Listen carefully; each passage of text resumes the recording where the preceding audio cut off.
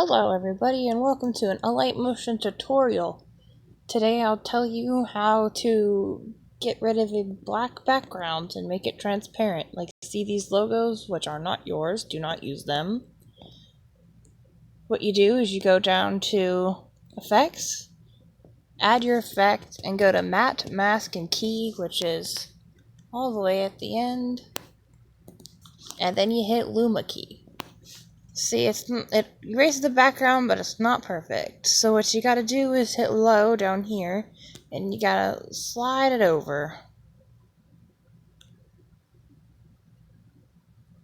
And then it becomes not as visible. You could feather it a little bit as well. It makes it less trashy.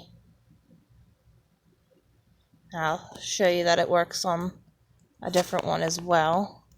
Well, basically at this point you can just copy and paste this effect, because you can do that with a light motion.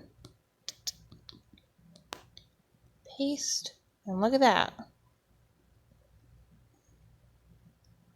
I don't know why that went green, but there you go. That's how you get rid of black background on Alight motion. Thank you for watching.